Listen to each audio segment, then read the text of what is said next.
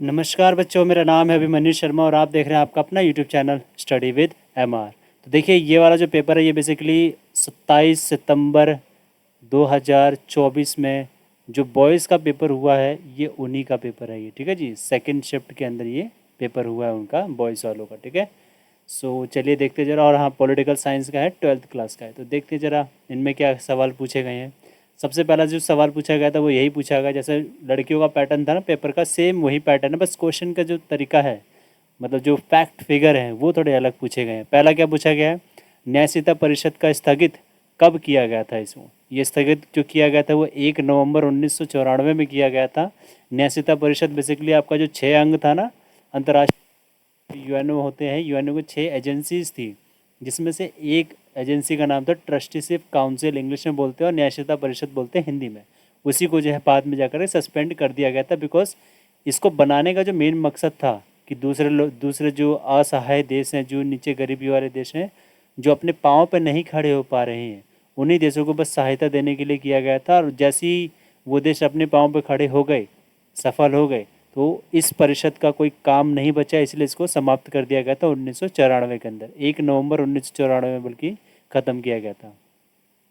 Next है आपका इसमें लीग ऑफ नेशन का जन्म, वो 1920 के अंदर हुआ था, मैंने आपको ऑलरेडी बहुत बार बता रखा है।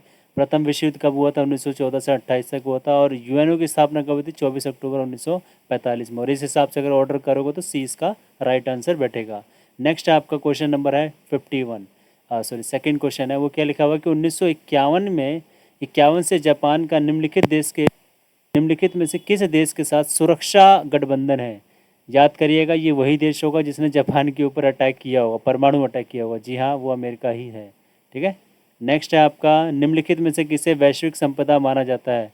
भैया यही है, धरती का वायुमंडल। बाकी सब तो किसी की क्या बोलते हैं, प्राइवेट प्रॉपर्टी हो सकती है ना, किसी देश की प्राइवेट प्रॉपर्टी तो हो सकती है ना, भले ही किसी एक इंडिविजुअल की ना हो सके, किसी एक व्यक्ति की ना हो सके, लेकिन देश की तो हो सकती है। बट ये धरती का जो वायुमंडल है इस पर किसी का नहीं हो सकता, इसलिए सभी का है ये चीज़, ठीक है। कॉमन प्रॉपर्टी है, मतलब वैश्विक संपदा है, इसलिए इसको कह देंगे हम। नेक्स्ट है आपका कि 1992 में ब्राज़ील में हुआ पृथ्वी सम्मेलन निम्नलिखित में से किस मुद्दे पर केंद्रित था। देखिए, ये सारे मुद्दे भी हैं इम्पोर्टेंट, बट सबसे मेन मुद्दा था वो यही था, और इसलिए इसको अर्थ समिट बोला जा रहा है, मतलब पृथ्वी सम्मेलन बोला जा रहा है, बिकॉज पृथ्वी जो खतरे में है, उसको बचाने का जो काम करेगा वो भाई पर्यावरण और विकास ही कर सकते हैं, ठीक है जी। नेक्स्ट है आपका यहाँ पर ये चीज़, ये भी काफ़ी इंपॉर्टेंट है, जो थोड़ा सा ना कन्फ्यूज़न भी था लोगों को। जैसे कि अगर देखो हिंदी में लिखा हुआ, इस देश की खुफिया एजेंसी का नाम इंटर सर्विसेज इंटेलिजेंस है, मतलब ये बेसिकली आईएसआई की बात कर रहा है ये, आईएसआई। और आपको पता होना चाहिए जो आईएसआई है वो बेसिकली आपकी पाकिस्तान की एजेंसी है, ये तो पाकिस्तान की होगी। जनसंख्या की वृद्धि दर पर सफलतापूर्वक नियंत्रण करने वाला पहला विकासशील देश वो श्रीलंका माना जाता है। एक हिमालयी देश जैसे आज समझ लो वो नेपाल की बात कीजिए, और ऊपर से भारत जो है उसकी हेल्प भी करता है, जहाँ पर हमारी बोलते हैं ना, भारत जो उसकी बहुत ज़्यादा हेल्प भी करता है। और ये वो क्या बोलते हैं, हिमालय जो एरिया है ना, पहाड़ी एरिया, वहाँ पर स्थित है। और 1971 में एक नया देश बना था, वो तो पता ही है, बांग्लादेश बना था, पाकिस्तान को तोड़ करके। कोई बता सकता है मुझे बांग्लादेश को पुराना नाम क्या था, या फिर पाकिस्तान का पुराना नाम क्या था। तो ये इंग्लिश में है, आप इसको देख सकते हैं, मैंने सारी चीज़ें लगा रखी है। नेक्स्ट, और हाँ, ये जो अभी हमने मैचिंग करा है इसका ऑप्शन बनता है, तो वो ऑप्शन था इसका सी में इसका ऑप्शन सही बैठ रहा था, इस वजह से इसका राइट आंसर सी होगा, ठीक है। नेक्स्ट क्वेश्चन पूछा गया यहाँ पर अभिकथन और कारण वाला है, रीजन असर्शन एंड रीजनिंग वाला क्वेश्चन है यहाँ पर, कि क्या लिखा हुआ है, भारत की सेना की उपस्थिति को श्रीलंका की जनता ने पसंद नहीं किया। हाँ, बात तो सही है, जब वो लिट्टे वाला इशू चल रहा था श्रीलंका के अंदर, तमिल और वो सिंघली वाले का, तो उसके अंदर ये सारी चीज़ चल रही थी, तो ऑब्वियसली जब भारत ने अपनी सेना भेजी थी तो लोगों को अच्छा नहीं लगा था। श्रीलंका की जनता ने समझा कि भारत श्रीलंका के अंदरूनी मामलों में दखल दे रहा है। हाँ, बात तो ये भी सही है, इसलिए दोनों कथन सही है, और जो कथन ए है वो एक्सप्लेनेशन सही दे रहा है किसकी, मतलब कथन आर जो है वो एक्सप्लेनेशन सही दे रहा है किसकी, अभिकथन यानी ए की, ठीक है। तो ऑप्शन ए इसका राइट आंसर हो जाना चाहिए। नेक्स्ट है आपका, संयुक्त राष्ट्र संघ के वर्तमान महासचिव का नाम बताएं। भाई एंटोनियो गुटेरेस है, वेरी वेरी इजी क्वेश्चन था ये। और हाँ, just for your knowledge, board exam के लिए ट्राइगवी ली ये फर्स्ट महासचिव थे, याद रखिएगा, ठीक है। जो फर्स्ट होता है वो और जो वर्तमान में है वो हमेशा आप याद रखा करिए। नेक्स्ट है आपका क्वेश्चन नंबर 8वां कि निम्नलिखित में से किस देश को क्योटो प्रोटोकॉल की बाध्यता से अलग रखा गया। देखिए, उन देशों को बाहर रखा गया जो विकासशील हैं, बाकी जो विकसित हो चुके हैं उनको तो नहीं रखा गया। तो बाकी जो तीन है ना, ये सब तो विकसित हो चुके हैं। तो भारत है जो कि अभी विकासशील है, इसलिए भारत का मतलब बाहर रखा गया था, ठीक है। इनफैक्ट चाइना को भी बाहर रखा गया था, पाकिस्तान को भी बाहर रखा गया था, श्रीलंका को भी बाहर रखा गया था, बिकॉज ये सारे के सारे जो देश हैं 1992 में 1997 में इनको वो माना जाता था, क्या बोलते हैं, विकासशील देश। और अभी भी हैं ही यार, ऐसा नहीं बोल सकते कि विकसित हो चुके हैं अभी भी। निम्नलिखित में से किन देशों के मध्य 1950 से 60 के दशक में, दशक मतलब समझते हो ना, अगले के जो 10 साल होते हैं उनको बोलते हैं दशक, ठीक है। अगले और 10 साल जोड़ दोगे तो 1970 तक पहुंच जाएगा। मैं स्वच्छ जल संसाधनों को लेकर के हिंसक संघर्ष होते हैं, ये बोल सकता हूँ कि बहुत ही बारीकी से पूछा गया क्वेश्चन है, बट इसका राइट आंसर होगा इजराइल, सीरिया और जॉर्डन। जिसने इसका राइट आंसर इसी को करा है, ए को, तो आपके बल्ले बल्ले हैं, बाकी कोई तो समझ जाइए क्या ही है, ठीक है। नेक्स्ट है आपका क्वेश्चन नंबर 10वां। इसमें क्या पूछा गया है कि, हाँ ये भी सर्जन रीजनिंग वाला क्वेश्चन है, काफ़ी ये वाला मुझे अच्छा लगा। 1967 में दक्षिण पूर्व एशियाई के क्षेत्र के 5 देशों ने बैंकों घोषणा पत्र पर हस्ताक्षर किया था। जी मैंने आपको बताया था कि 8 अगस्त 1967 में, सेम क्वेश्चन है मेरे ख्याल से गर्ल्स वाले में भी आया हुआ था, बट इस असर्शन एंड रीजनिंग वाले की तरह नहीं आया था, अभिकथन और कारण की तरह नहीं आया था, वो सिंपल सा डायरेक्ट पूछा गया था, ठीक है। और तो 1967 में इसकी स्थापना की गई थी, क्योंकि इसकी स्थापना का मुख्य उद्देश्य आसियान को अधिराष्ट्रीय संगठन बनाने का था। अधिराष्ट्रीय मतलब समझते हो क्या लिखा हुआ है? अगर कभी भी हिंदी वर्ड का मतलब ना समझ में आया ना, तो यहाँ देख लिया करो इंग्लिश में क्या लिखा हुआ है। देखिए, अधिराष्ट्रीय संगठन बनाने का मतलब नेशन स्टेट, मतलब एक कंट्री की तरह बनाने की कोशिश की जा रही थी, जबकि ये बात गलत है। क्योंकि उस टाइम पर जो आसियान जो देश हैं वो लोग सामने इसलिए आए थे ताकि वो शांति और स्थिरता बना सके, आर्थिक रूप से अपना विकास कर सके। और इस हिसाब से अगर देखा जाएगा तो ऑप्शन सी इसका सही होगा, क्योंकि ऑप्शन जो ए है, मतलब जो अभिकथन है वो तो सही है, लेकिन इसका जो कारण दिया जा रहा है आर, वो गलत है, ठीक है। मतलब वो स्टेटमेंट ही गलत है। और 11वें क्वेश्चन है, ये वाला छुपा रुस्तम क्वेश्चन है, मैंने बताया भी था, बहुत बार पूछा जाता है, ट्यूशन में भी मैंने बता रखी है चीज़ें। इसमें क्या लिखा है, निम्नलिखित में से किसे नव उदारवादी वैश्वीकरण के विरोध का एक विश्वव्यापी मंच बोला जाता है? वो भाई यही है, वर्ल्ड सोशल फोरम, सिंपल सी बात है, बाकी कुछ को छोड़ दीजिए। और ये तो वेरी वेरी इजी क्वेश्चन है, इसको जो नहीं करके आया ना, मेरी तरफ से अपने आप को 2 चांटे जरूर मार लेना, या फिर भाई देख लो भाई क्या कर सकते हैं। बोर्ड के लिए फिर आप प्रिपेयर नहीं हो, आप अच्छे से और पढ़ाई करो भाई आप फिर। इसमें क्या लिखा हुआ है, स्वतंत्र भारत के पहले 3 आम चुनाव में किस पार्टी का प्रभुत्व था? ऑब्वियसली कांग्रेस का था। ये तो बहुत ईजी क्वेश्चन है, जो बच्चा नहीं भी पढ़ता होगा उसके लिए भी इजी क्वेश्चन होगा, क्योंकि चैप्टर का नाम ही है एक दल के प्रभुत्व का दौर। तो भाई एक दल कौन था? वो कांग्रेस ही था, जिसका प्रभुत्व बना रहा था, ठीक है। नेक्स्ट क्वेश्चन है आपका, और हाँ ये मेरे हाथ देख सकते हो आप ऐसे ही, ठीक है। क्वेश्चन नंबर 13 है आपका, सोवियत संघ में गोर्बाचेव के शासनकाल के दौरान पूर्वी यूरोप की साम्यवादी साम्यवादी सरकारों के एक बाद गिरने के कोई 2 कारण बताइए। सिंपल सी बात है जी। देखिए, जो मिखाइल गोर्बाचेव है 1985 के अंदर जब आते हैं भाई साहब, तो पेरेस्ट्रोइका और ग्लासनोस्ट नाम का जो है 2 पॉलिसी लेकर के आते हैं। तो ये 2 पॉलिसी लाने से क्या हो जाता है, जो पूर्वी यूरोप के जो देश हैं उनको थोड़ा सा छूट मिल जाती है, उनको ढील मिल जाती है, जिसकी वजह से जो एक के बाद जो एक देश है वहाँ पर साम्यवादी सरकार जो है गिरने लग जाती है। सेकंड आप रीज़न यहाँ पर ये डाल सकते हो कि जो ब्रेजनेव सिद्धांत है, ब्रेजनेव बेसिकली वहाँ के पुराने राष्ट्रपति थे, उन्होंने ऐसा कर रखा था कि भाई साहब अगर कोई भी ज़्यादा ऐट करेगा ना, सीधा सेना भेज दो, उनकी पिटाई लगा दो, ऐसा था। इसलिए वो ब्रेजनेव जो सिद्धांत है वो उसका भी अंत हो जाता है इस पॉलिसी के आने से। और जैसे इसका अंत हो जाता है तो पूर्वी यूरोप के जो देश हैं वो लोग थोड़ा अपने आप को रिलैक्स फील करने लगते हैं, सोचते हैं भाई अब तो हम ही अपने दादा हैं, हम ही अपने माई बापू हैं, इसलिए हमें कोई हमारे पर कोई डंडा नहीं मार सकता अब। तो इस वजह से हम खुद से आज़ाद हो जाते हैं, तो इस वजह से इनको आज़ाद हो गए लोग। तो ये एक रीज़न आप बोल सकते हो। नेक्स्ट है आपका कि इतिहास की सबसे बड़ी गैराज सेल किसे कहा जाता है? मेरे को लग ही रहा था ये क्वेश्चन आपका बॉयज शिफ्ट में भी आएगा, बट ये अभिकथन या फिर 1 नंबर में नहीं आएगा, ये देखो 2 नंबर में दे दिया इन लोगों ने। वही ये चीज़ है यार, ये शॉक थेरेपी वाला जो मैंने आपको बताया था कि साम्यवादी से पूंजीवादी की तरफ जो है अचानक से परिवर्तन हुआ था, जहाँ पर 90% जो उद्योग धंधे हैं यानी सरकारी जो उद्योग हैं उनको बेच दिया गया, मतलब निजीकरण किया गया। निजीकरण इन द सेंस जो प्राइवेट लोग आए थे बोली लगाने के लिए उनको दे दिया गया, ठीक है। गैराज सेल मैंने आपको बहुत अच्छे से बताया इसका मतलब क्या होता है, आप प्लीज़ जाकर के चैप्टर की वीडियो जरूर देखिएगा, ठीक है। नेक्स्ट क्वेश्चन आपका कि भारत और पाकिस्तान में मध्य भारत और पाकिस्तान के मध्य होना चाहिए। तो इतनी सारी मिस्टेक्स करते हैं ना, क्या बताया। मध्य अंतर्राष्ट्रीय संबंधों में संघर्ष के किन्हीं दो क्षेत्रों की पहचान कीजिए। भाई इंडिया और पाकिस्तान के बीच में क्या इशू चल रहा है, वही ये कश्मीरी मुद्दा हो गया। नेक्स्ट हो गया कि पार सीमावाद आतंकवाद हो गया, जो कश्मीर इशू है, क्रॉस बॉर्डर टेररिज्म है। आतंकवाद को लेकर के और कश्मीर इशू को लेकर के भाई बहुत इश्यूज होते रहते हैं हमारे बीच में।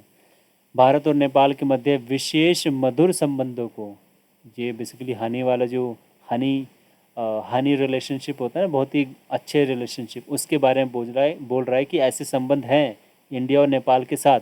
उसके लिए कुछ बताओ कि ऐसा क्या है इंडिया और नेपाल के साथ जिससे कि आपको लगे कि उन दोनों के बीच में बहुत ही अच्छे संबंध है। पहला तो यही है कि खुली सीमा है जी। आप भी देख सकते हो, अगर आप वो क्या बोलते हैं यूपी की साइड से, मतलब मेरे गांव से तो बहुत पास में पड़ता है वो, आप डायरेक्ट जा करके वहाँ पे पहुँच सकते हो। क्या बोलते हैं, नेपाल की ट्रिप मार सकते हो, वो भी वहाँ पर कोई वीज़ा नहीं लगता भारत के लोगों के लिए, ठीक है। और सेकंड आप डाल सकते हो कि गहरी संस्कृति है, एक दूसरे की संस्कृति की हम रिस्पेक्ट करते हैं और आपस में एक दूसरे के कल्चर को अपनाते भी हैं, मतलब सेलिब्रेट करते हैं, ये चीज़। नेक्स्ट क्वेश्चन आपका, संयुक्त राष्ट्र संघ की स्थापना के किन्हीं दो उद्देश्यों का बताया। भाई सिंपल सी बात है, मैं सभी को बता रखा है। यूएनओ की स्थापना का क्या है, सिंपल से भी बता दो। विश्व में शांति की बहाली करना या स्थापना करना, पर्यावरण की संरक्षण करना, आर्थिक रूप से सभी देशों के बीच में सहायता करवाना, मतलब सब कुछ डाल सकते हो यार। उद्देश्य सभी के एक ना एक, सबके एक जैसे ही होते हैं। क्वेश्चन नंबर 18 आपका कि यूनिसेफ का पूर्ण रूप लिखिए। तो यूनाइटेड नेशन चिल्ड्रन फंड इसकी फुल फॉर्म है। और हालांकि यहाँ पर ये चिल्ड्रन एमरजेंसी फंड भी हो सकता है, ठीक है। तो आप इस चीज़ के लिए वो मत सोचिएगा कि गलत है। United nation international children emergency fund ये भी हो सकता है। और इसका एक कार्य लिखना तो सिंपल से यहीं पे चिल्ड्रन के बारे में बात होती है, तो बच्चों के अधिकार और विकास हेतु जो है ये ऑर्गेनाइजेशन काम करती है और यूएनओ का एक पार्ट है, ये बता दूँ मैं आपको अभी। और ये बाकी आपका इंग्लिश का है, आप देख सकते हैं। और यहाँ पर हिंदी में एक और आगे वापस से क्वेश्चन नंबर 19, जिसमें लिखा हुआ है कि चीन के तीव्र गति से आर्थिक वृद्धि करने के किन्हीं दो कारणों की व्याख्या कीजिए। जैसे कि इसके ऊपर एक क्वेश्चन ये बनता है कि 1970 के दशक से पहले क्या कारण थे। यार ये चल नहीं रहा, पता नहीं क्यों, इसमें बड़ा दिक्कत दे रहा है, अदरवाइज पीपीटी में तो सही चल जाता है। तो दो कारण बताने जिससे कि चीन जो है जब ये आज़ाद हुआ था 1949 के अंदर, तो भारत अब ऐसा नहीं कुछ कर पाया जिससे कि ज़्यादा वृद्धि हो सके, हमारी आर्थिक वृद्धि हो सके। पर चीन की जो है तीव्र गति से वृद्धि हुई है आर्थिक क्षेत्र में। तो इसके पीछे क्या कारण है, कुछ कारण यहाँ पर यह है कि 1978 में जो खुले द्वार की नीति अपनाई गई थी और पंडोर पॉलिसी हो गया, विश्व व्यापार संगठन की सदस्यता ली थी 2001 के अंदर ली थी इन लोगों ने। और संपत्ति कानून में सुधार किया था। संपत्ति कानून में सुधार का मतलब क्या, जो सरकार है वो मुआवजा दे करके किसी की संपत्ति हड़पेगी तो हड़पेगी, अदरवाइज़ बिना मुआवजा दिए संपत्ति नहीं हड़पेगी। तो इस कानून में सुधार किया गया था, इसकी वजह से भी तीव्र गति हुई थी। नेक्स्ट ये आप डाल सकते हो, सामूहिक खेती का निजीकरण किया गया था। पहले जो है सामूहिक जो फार्म हुआ करते थे, मतलब जो खेत है वहाँ पर लोग लेबर की तरह आकर के काम किया करते थे। इस वजह से वहाँ पर जो प्रोडक्शन है, जो एग्रीकल्चरल प्रोडक्शन होता है, जो उपज है, जो अनाज का जो उपज है वो ज़्यादा नहीं हो पाती थी। और इस वजह से क्या होता है, लोग जो है यहाँ पर क्या करने लगे, बहुत ही ज़्यादा काम चोरी करने लगे थे। फिर बाद में क्या हुआ, चीन ने ये करा, एक काम करते भाई, सभी जो खेत है ना, जो जो लोग यहाँ पर काम करते थे उन्हीं लोगों को दे देते। और जैसे ही इनने ये चीज़ करी तो भाई साहब खेती के मामले में चीन का मतलब जो प्रोडक्शन है, उत्पादन है, वो बहुत ज़्यादा बढ़ने लग गया था। इस वजह से ये कारण भी काफ़ी ज़्यादा इंपॉर्टेंट बन जाता है। नेक्स्ट है कि भारतीय नागरिक के रूप में सुरक्षा परिषद में भारत की स्थायी सदस्यता के दावे के समर्थन का तर्क प्रस्तुत कीजिए। भाई ये मैंने ऑलरेडी बहुत बार बताया हुआ कि देखिए 1997 की 2005 की बात है। उस टाइम पर एक क्राइटेरिया आया था कि अगर किसी को सुरक्षा परिषद का स्थायी सदस्य बनना है तो उसके लिए क्या क्या क्राइटेरिया होने चाहिए। तो उसमें से एक क्राइटेरिया ये था कि आर्थिक महाशक्ति होना चाहिए, जनसंख्या होना चाहिए, विश्व का सबसे बड़ा वो लोकतांत्रिक देश होना चाहिए वो एक, और मिलिट्री पावर उसकी अच्छी होनी चाहिए, सेना वाली पावर भी अच्छी होनी चाहिए। तो ये सारी चीज़ें जो है इंडिया के पास है। और as a citizen of India, भारत के नागरिक होने के नाते आप इन्हीं चारों पॉइंट को अच्छे से बता करके इस क्वेश्चन को आप कर सकते थे, ठीक है। बहुत इजी है। और ये नो फर्स्ट यूज़ पॉलिसी क्या है पता है, ये न्यूक्लियर पावर की बात है ये हमारी। हमने जब न्यूक्लियर पावर बनाया था 1978 के अंदर, पहली बार हमने प्रयास कब किया था, कोई बता सकता है। 1974 में हमने पहली बार जो है प्रयास किया था पोखरण के अंदर जा कर के, ठीक है। तो वो वाला तो हमारा खैर विफल रहा, मतलब अनसक्सेसफुल रहा। बट 1998 वाला ज़्यादा सफल हो गया था, 98 वाला ही इनफैक्ट सफल हुआ था। और फिर हम उस टाइम के बाद से जो है परमाणु हथियार वाला राष्ट्र कहलाने लग गए। तो ये भी एक हमारे लिए स्पेशल बात है भाई। नेक्स्ट है कि वैश्वीकरण के किन्हीं दो राजनीतिक प्रभाव की विश्लेषण कीजिए। तो आप बता सकते हैं कि राज्य की जो क्षमता है उसमें बहुत ज़्यादा कमी आ रही है। ह्रास का मतलब होता है कमी आ रही है। और कल्याणकारी राज्यों का जो स्थान है वो बाजार ने ले लिया है। अगर ये टर्म समझने तो आप प्लीज़ जा करके वैश्वीकरण वाला चैप्टर एक बार दोबारा से देखिएगा। और इसके अथवा में दे रखा था कि सांस्कृतिक प्रभाव बताए, तो ये बड़ा इजी क्वेश्चन थे वाला। तो सांस्कृतिक समरूपीकरण हो रहा है, मतलब क्या कि आज के समय पे ऐसा हो रहा है कि सभी जो कल्चर्स है ना, वो सभी के सभी जो पश्चिम के कल्चर की ज़्यादा तरफ जो है प्रभावित हो रहे हैं। सब के सब जो है जीन्स पहनना चाह रहे हैं, सभी के सभी जो है ये सब चीज़ें करनी चाह रहे हैं, ठीक है, गॉगल्स लगाना चाह रहे हैं, कूल दिखना चाह रहे हैं। तो ये सारे किस चीज़ की वो है, सब के सब पश्चिम वालों की ये चीज़ देन है, ठीक है। नेक्स्ट आपका कि नई संस्कृतियों का भी उदय हो रहा है, मिलन जुलन हो रहा है। जैसे कि नीचे की साइड हम पहन लेते हैं जीन्स, ऊपर की साइड पहन लेते हैं कुर्ता, और लगते हो आप बिल्कुल टीचर, जैसे मैं भी यही करता हूँ। तो यहाँ पर ऐसे हो रहा है, मतलब मिश्रण हो रहा है एक तरफ से संस्कृतियों का, जिससे छोटी वाली जो संस्कृतियाँ है ना उनको खतरा है इन सब चीज़ों से। नेक्स्ट है आपका कि वैश्वीकरण के किन्हीं, ये तो कर लिया हमने। अगला क्वेश्चन है आपका 22वां, भारत की सुरक्षा रणनीति के प्रमुख घटकों का वर्णन कीजिए। भैया बहुत इंपॉर्टेंट क्वेश्चन है, मैंने बताया भी था। सुरक्षा जो वाला चैप्टर है ना उसके अंदर 4 चीज़ें हैं, आप इनको पढ़ लीजिएगा, इंपॉर्टेंट है। सैन्य क्षमताओं को मजबूत करना है, देश के भीतर सुरक्षा चुनौतियों का सामना करना है, अर्थव्यवस्था का विकास करना है, अंतर्राष्ट्रीय मानदंडों को मजबूत करना है। इसी के थ्रू जो है भारत की 4 रणनीतियाँ बनाई गई हैं, ठीक है। नेक्स्ट क्वेश्चन है कि 1947 में हुए भारत के विभाजन के परिणामों की व्याख्या कीजिए। अरे बहुत इजी है यार, 2 भागों में विभाजन हो गया, शरणार्थियों की बाढ़ आ गई, ऐसे करके बता सकते हो, हिंसा उबड़ने लग गई थी। और हालांकि इसके नीचे वाला जो क्वेश्चन है तो और भी इजी है कि स्वतंत्रता के समय भारत के समक्ष आई किन्हीं 2 चुनौतियों का व्याख्या कीजिए। इसके समक्ष तो 3 चुनौतियाँ आ रखी थी, याद है ना। पहला वाला अखंडता का आया था, दूसरा विकास का आया था, तीसरा आपका लोकतंत्र बहाली मतलब लोकतंत्र की स्थापना का आया होता। और ये आपका जो है 24वें नंबर का पैसेज है। मैंने एक चीज़ नोटिस करी यहाँ पर कि जिस बच्चे ने ये सार्क वाला यानी जो दक्षेश वाला जो चैप्टर है उसको पढ़ा होगा तभी नीचे वाले क्वेश्चंस को आंसर देख पाएगा वो, वरना तो ऊपर जो पैसेज है उसमें तो एक आदि के आंसर है, बाकी सबके तो खुद से ही खुद की नॉलेज के ऊपर ही करना पड़ रहा है। जैसे कि देखो इसमें लिखा भी हुआ है कि निम्नलिखित में से किस देश को दक्षिण एशिया का अंग नहीं माना जाता। सबको लगेगा कि चाइना भी तो उसी में ही आता, बट चाइना नहीं है भाई दक्षिण एशिया का हिस्सा, बाकी जो 3 है वो सब हैं। दक्षिण एशिया क्षेत्र के किसी देश में लोकतंत्र और सैन्य शासन का मिला जुला, तो पाकिस्तान है, नल्ला पाकिस्तान आप कह सकते हैं। दक्षिण एशिया क्षेत्र में अपनी अर्थव्यवस्था को उदार बनाने वाला सबसे पहला देश भारत ही है भाई वो तो, ठीक है। तो ये सारी चीज़ें मैंने यहाँ पर डाल दी हैं। और नेक्स्ट देखते हैं आपका, ये रहा एक और क्वेश्चन था, दक्षिण एशियाई क्षेत्र के किस देश में राजा, हाँ ये नेपाल है, राजा का जहाँ वर्ड आ जाए ना राजा का, समझ लो नेपाल है और कुछ नहीं है, ठीक है। राजा की समर्थन और माओवादी के बीच में त्रिकोणीय संघर्ष चल रहा था, ये चीज़ हो गया।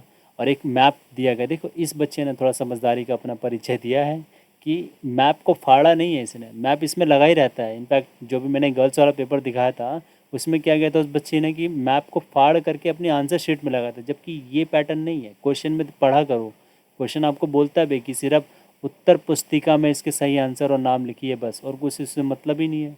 लोग पता नहीं क्यों मैप के अंदर सीधा फाड़ के लिख देते हैं। तो पहला जो क्वेश्चन पूछा गया देख लेते जरा क्या लिखा हुआ है, वह राज्य जहां 1952-67 के दौरान कांग्रेस सत्ता में नहीं रही। भाई ये जम्मू कश्मीर की बात की जा रही है। यहाँ पर जो बच्चे हैं जम्मू कश्मीर और केरल में कन्फ्यूज़न हो सकती है उन्हें, देख सकते हो आप यहाँ पर, ये रहा ये एक चीज़ और एक रहा यहाँ पर, तो इन दोनों में कन्फ्यूज़न हो सकते हैं। लेकिन ये वाला जो है ना आपका 1957 वाला है ये, ठीक है, जहाँ पे कम्युनिस्ट पार्टी की सरकार बनी थी। देखिए यहाँ पर थर्ड वाले में वही पूछा गया, 1957 में इस राज्य में भारतीय कम्युनिस्ट पार्टी की अगुवाई में सरकार बनी थी, गठबंधन की सरकार बनी थी। तो ये वही होगा, सी वाले का मतलब तीसरे वाले का जो है ए हो जाएगा, बिकॉज केरल के अंदर ए लगा हुआ है, ठीक है। तो ये देख लीजिएगा, डाल रखा मैंने सारी चीज़ें। नेक्स्ट ये वॉइस वालों का सेम यही था, और ये कार्टून आ रखा था। ये बेसिकली आपका 2003 के अंदर जो आपका संविधान बनाने की कोशिश की जा रही थी ना, एक कॉमन संविधान, सभी के लिए एक ही संविधान बनाने की कोशिश की जा रही थी। तो उसके बीच में कैसी कैसी अड़चनें आ रही थी, वो ग्लेशियर्स हैं ये सारे के सारे, ये वो है हिम नदियाँ बोलते हैं हिंदी में। तो ये अड़चनें आ रही थी, तो वही सारी चीज़ें इनको दर्शा रही है। देखिए टाइटैनिक की जहाज़ की तरह दिखाया जा रहा है। टाइटैनिक मूवी देखी है आप लोगों ने कभी? देखिएगा ज़रूर, अगर नहीं देखी है तो काफ़ी इंपॉर्टेंट है, बहुत अच्छी भी है यार। इनफैक्ट बहुत चीज़ें आपको सीखने को भी मिलेगी उसमें से। अब हम बात करेंगे 6 नंबर के क्वेश्चन की, जो कि काफ़ी ज़्यादा इंपॉर्टेंट होता है और यही सबसे ज़्यादा मेजर रोल प्ले करता है। अगर आपने ये कर दिया ना भाई साहब, आपके बहुत अच्छे नंबर आ जाएंगे। अब देखिए ज़रा बात करते हैं, सोवियत संघ के पतन के उत्तरदायी किन्हीं 4 कारणों की व्याख्या कीजिए। देखिए ये ऑलरेडी पता है आपको यार, फर्स्ट चैप्टर आपके खोल के देखिएगा, 4 कारण लिखने हो जाएगा ख़त्म। शोभित प्रणाली की किन्हीं 4 विशेषताओं की व्याख्या कीजिए। तो यहाँ पे देखिए शॉक थेरेपी नहीं है। पहली बार जब मैंने बच्चों को बच्चे जब पूछ रहे थे तो वो कह रहे थे शॉक थेरेपी की विशेषताएं बतानी थी ना, यहाँ पे नहीं भाई, ये प्रणाली है, व्यवस्था मैंने बताया था। एक होती है राजनीतिक और एक होती है आर्थिक। अब इसी को जो है 2-2 पॉइंट में एक्सप्लेन कर दो, 4 नंबर, और इंट्रोडक्शन और कंक्लूजन दे तो 6 नंबर आपके पक्के हो जाते हैं। नेक्स्ट है कि महामारियाँ मानवता की, महामारियाँ बेसिकली जो हेल्थ वाले इश्यूज होते हैं ना, उनको लेकर के बात की जा रही है। मानवता की सुरक्षा के लिए एक गंभीर चुनौती है। कोई एक उदाहरण दे करके समझाइए कि किस प्रकार अंतर्राष्ट्रीय सहयोग के द्वारा ही ऐसी चुनौतियों का विजय प्राप्त किया जाए। बिल्कुल सही बात है, जब तक आपका अंतर्राष्ट्रीय सहयोग नहीं होगा, आप हेल्थ से रिलेटेड, जैसे आपका कोविड-19 आया था, है ना, कोरोना वायरस वाला आया था, तो इन जैसी प्रॉब्लम्स को आप सुलझा नहीं पाओगे। तो इसके लिए आपको क्या करना चाहिए, अनुसंधान जो है साझा करना चाहिए, एक दूसरे के साथ शेयर करना चाहिए। जो टेक्निक्स होती हैं हेल्थ हेल्थ से रिलेटेड, वो टेक्निक्स का जो है शेयर करना चाहिए। समान रूप से टीके का वितरण किया जाना चाहिए, जो टीके लगाए जाते हैं वो, और छोटे देशों को इसके लिए स्पेशली जो है सहायता देनी चाहिए। नेक्स्ट आपका कि सुरक्षा की पारंपरिक धारणा में विश्वास बहाली की प्रक्रिया का अर्थ स्पष्ट कीजिए। विश्वास बहाली, बहाली का मतलब होता है निर्माण। मतलब क्या कि पारंपरिक धारणा के अंदर विश्वास आप कैसे बना सकते हो, कैसे बिल्डअप कर सकते हो, उसके बारे में बात की जा रही है। और इस प्रक्रिया के द्वारा विभिन्न देशों के बीच हिंसा को किस प्रकार कम किया जा सकता है। सिंपल सी बात है भाई, कुछ कार्रवाई करनी पड़ेगी जहाँ पे सद्भावना और खुलेपन को प्रदर्शित किया जा सकता है। अपनी अपनी साइड से सब कुछ एकदम अच्छे से रखो, क्लियर रखो, साफ रखो, जिससे कि सामने वाला कभी भय और संदेह की स्थिति में ना आ सके। ठीक है जी। तो आप ऐसे इसको मिला जुला के बनने वाला क्वेश्चन था वो बेसिकली।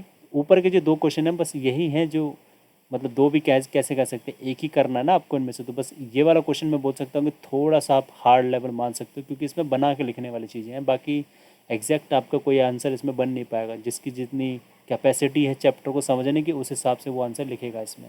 नेक्स्ट है आपका क्वेश्चन नंबर 29वां कि भारत सरकार द्वारा, 9 भी बजने वाले हैं, भारत सरकार द्वारा पर्यावरण की सुरक्षा से संबंधित उठाए गए वैश्विक प्रयासों का वर्णन कीजिए। भारत की सुरक्षा में आप किस प्रकार सहयोग या योगदान देंगे। तो देखिए, इंटरनेशनल सोलर एनर्जी है, जहाँ पर अलायंस है, इंटरनेशनल सोलर अलायंस है, जो कि 2015 के अंदर भारत के द्वारा ही, भारत की पहल से ही ये संगठन बनाई गई थी। इसमें क्या होता है कि जो नॉन रिन्यूएबल एनर्जी होती है ना, जो जैसे कि सौर ऊर्जा होगी, पवन ऊर्जा होगी, इनके ऊपर ज़्यादा फोकस देने की बात भारत ने ही करवाई है। ठीक है।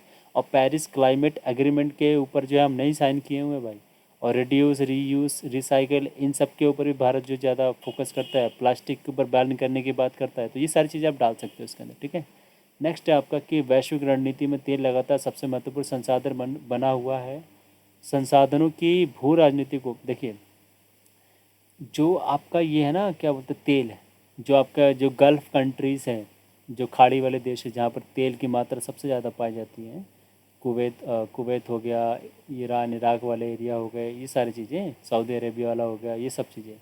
तो यहाँ पर जो है ना तेल संसाधन बहुत ज़्यादा पाए जाते हैं, और इन्हीं के बलबूते जो है भू राजनीति यानी जियो पॉलिटिक्स जो है वो ज़्यादा अफेक्ट रहता ही रहता है, क्योंकि तेल की मांग के हिसाब से लोगों के साथ जो है पेश आया जाता है यहाँ पर। तो ये चीज़ है यहाँ पर। ठीक है। इससे ज़्यादा इजी क्वेश्चन आपका ये वाला है, तो आप ये अटैम्प्ट करके आना चाहिए था आपको। ओके। नीचे वाले में तो आपको पूरा बना के लिखना पड़ेगा।